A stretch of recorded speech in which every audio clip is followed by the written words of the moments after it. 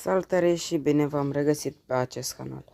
Astăzi vom face niște căsuțe pentru ancestors, pentru depunerea icrelor din nuci de cocos. Avem aici 4 nuci.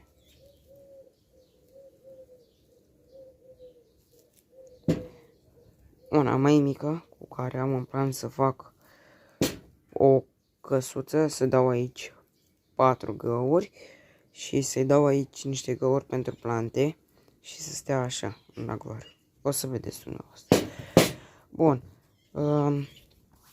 4 nuci de cocos, cum am spus și la început. Mai am, eu voi folosi un cuțit, un pahar în care vom pune laptele de cocos, un castron în care vom pune cocosul. Avem aici un set de burghie de lemn, un ferăstrău, o bormașină și un bonfire. Pentru prima dată mă voi apuca de această nucă de cocos, cea plată, și voi folosi un burghiu de numărul 7. Așa.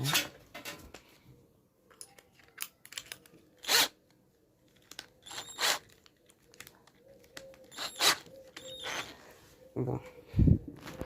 Și dăm o gaură pe aici.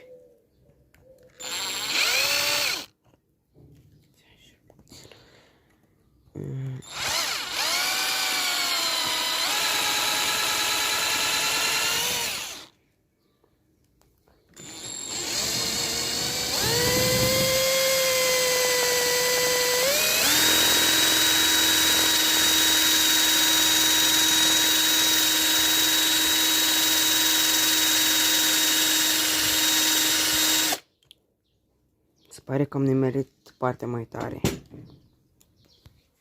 Bun, am dat o gaură în nucă și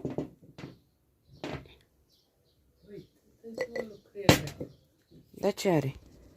Nuca asta, văd că nu are lapte de cocos și dau la o parte. Iau cuțitul și încep să o brăzuiesc.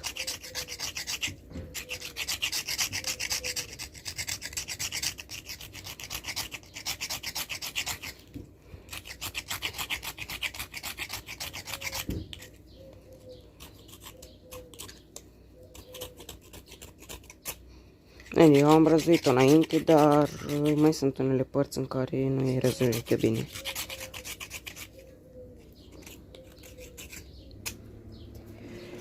În cauza ploilor nu am putut merge la pescuit, apele sunt foarte tulburi, nu știu când voi apuca să merg.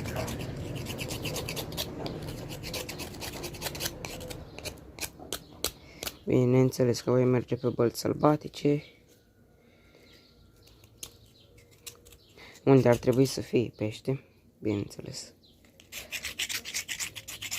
Bun, am răzit nuca și cu bonfire-ul o voi tăia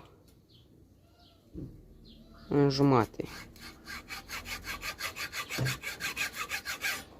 Fix așa cum ați văzut. Dau eu un semn.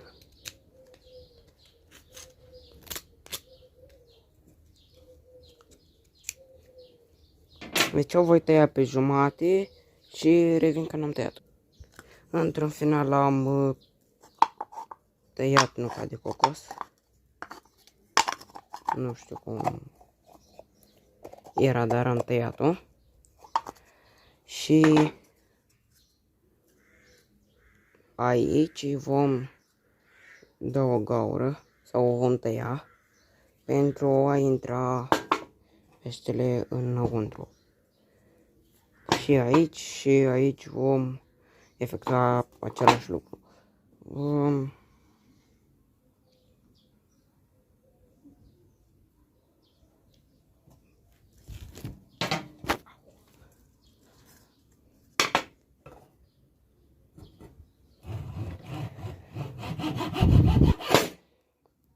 Au.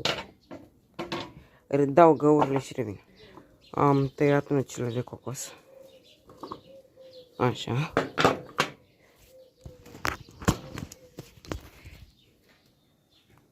Cam așa arată. Deci cam așa arată nucile două, această nucă de cocos. Și vom trece la următoarea, pe care o vom face tot la fel. Îi dăm o gaură în... Bun, deci luăm bormașina și dăm o gaură pe aici.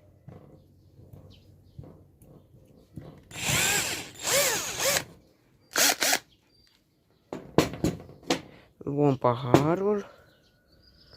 Așa. Și așteptăm să curgă cu sucul de cocos. Între timp, cât curge sucul, așa, luăm nuca asta de cocos, luăm și cuțitul și începem să o răzăim.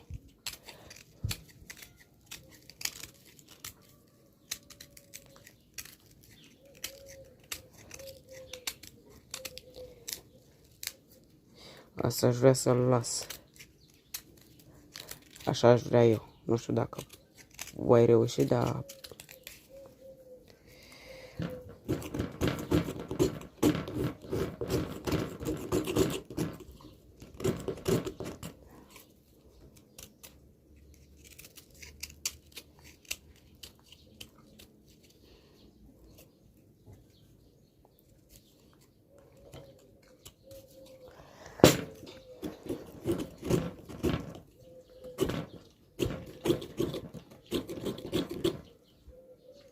Bun, am răzit și această nucă de cocos și acum, la fel ca și la cealaltă, luăm bormașina și dăm o gaură.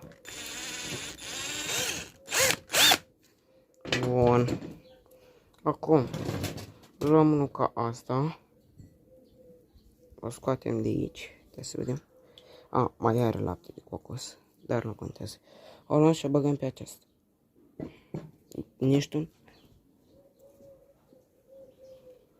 Nici aceasta nu are lapte de cocos, deși nu înțeleg de ce.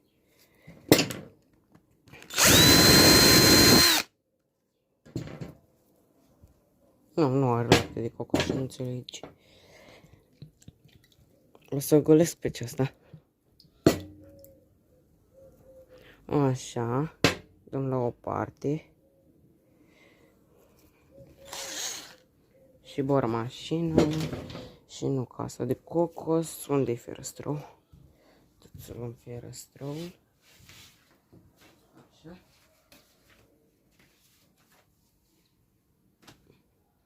Luăm ferăstrăul și la fel ca și cealaltă o vom tăia pe mijloc.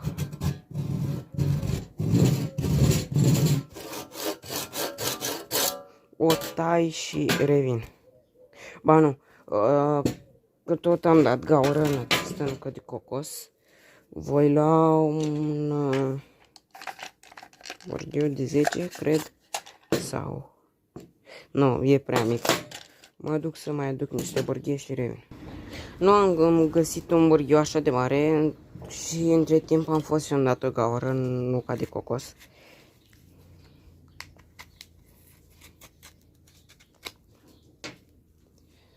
Scot cocosul și am scos și cocosul din nuci și urmează să dăm din nou niște găuri aici și aici. Dar mai întâi voi termina această nucă de cocos. Am revenit cu un burghiu de 13 mai mare și o să încep să găuresc nuca.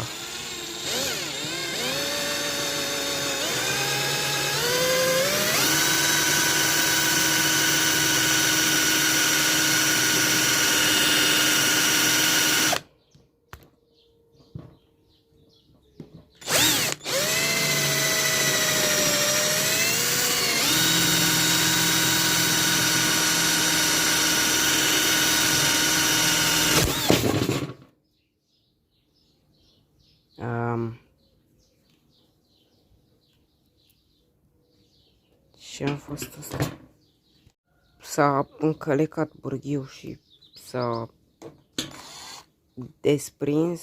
O să încerc să țin mai bine nuca și bineînțeles să am grijă mai mare. O să-i mai dau o gaură tot aici. Dau gaură și revin. Renunț la ideea de a da gaură în nuca de cocos, deoarece nuca e foarte tare și nu merge. M-am julit tot. Bun, o să termin nuca aceasta de cocos.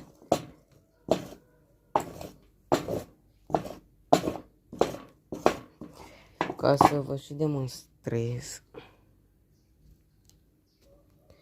Nuca e foarte tare și nu taie burghiul, nu intră, nu.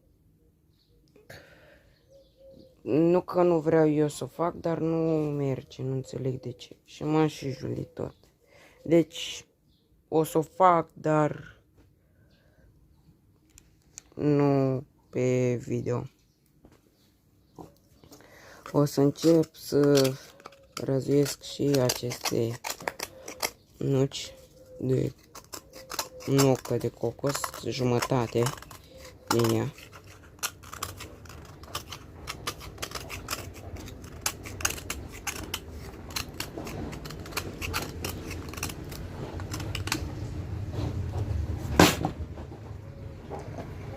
Of. Nu stă nici camera, nu stă fixă.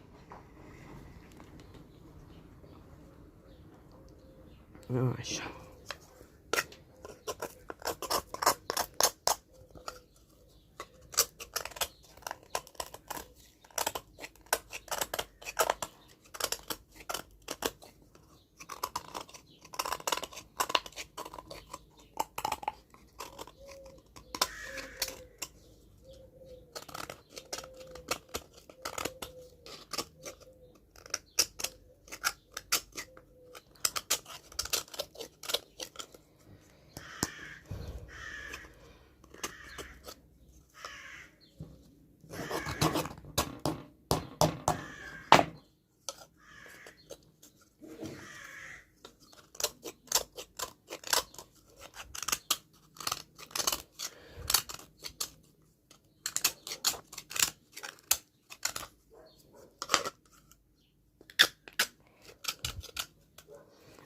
Bun, o jumătate e gata.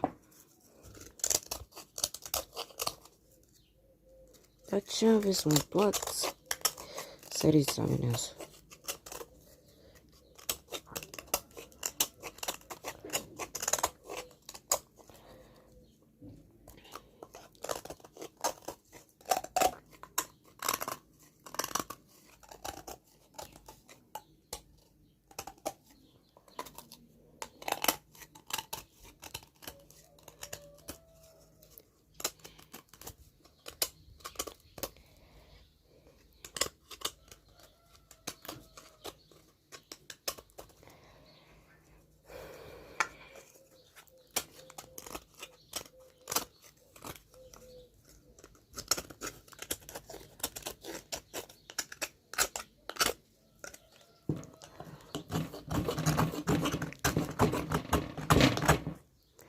E de ajuns, deoarece vor mai mânca și ancestru și pleco și ce pești melci mai am, vor mânca din ea.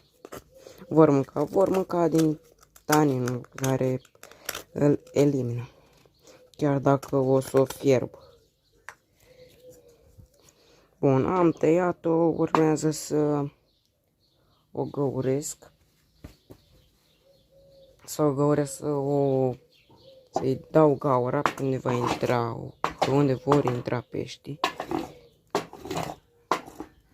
Așa.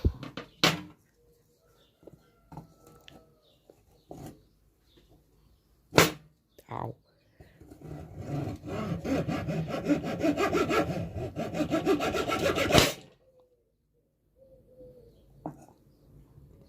Da, iasă și revin. Bun, am găurit și această nucă de cocos, aici s-a crăpat. Le dăm la o parte. Luăm ultima nucă de cocos. Și asta e ceva mai special. Vreau să fac ceva mai special.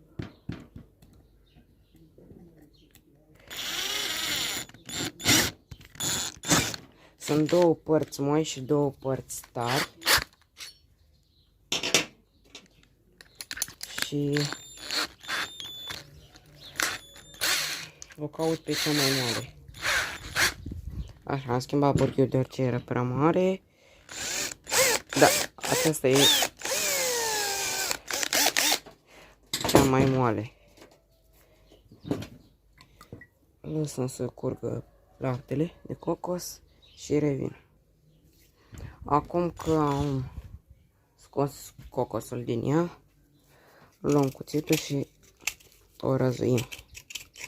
Bine, puteți folosi orice altă modalitate de a le răzui și alte obiecte, dar din câte am văzut pe YouTube și din ce am folosit și eu, cuțitul e varianta mai eficientă.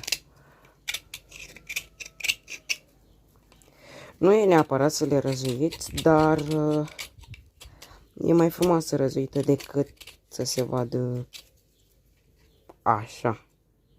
E mai frumos așa decât așa.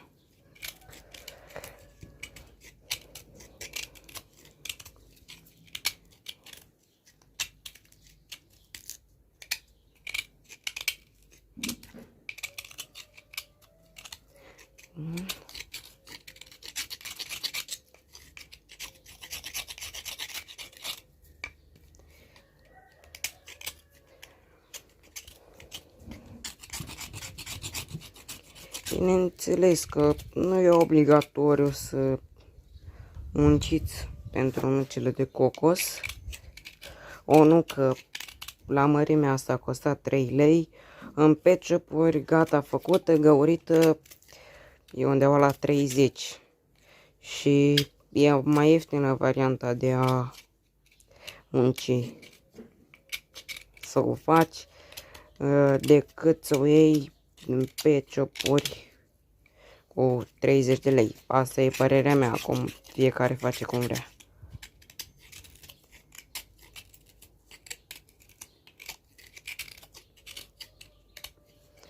Bun, am cum să-i spun, am dat acest material jos de pe ea.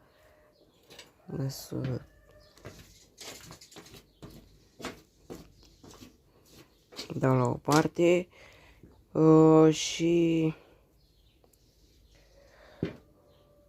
aș vrea să o tai cumva așa. Deși nu cred că reușesc, dar o să încerc. O voi tăia partea aceasta, așa, și voi reveni.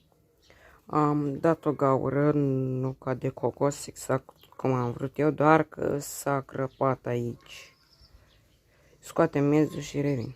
Într-un final am terminat și cu cocosul dinăuntru.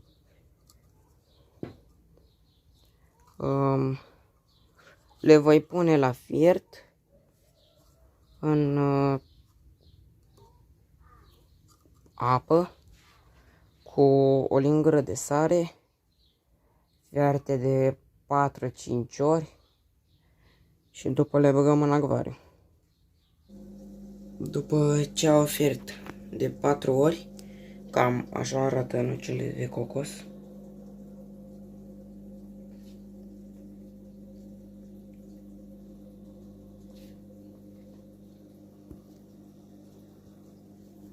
Dacă v-a plăcut ce am făcut, ne ezitați acolo să apăsați butonul de like, de subscribe și ne vedem data viitoare. Pa, pa! Did you get ready in the dark or something?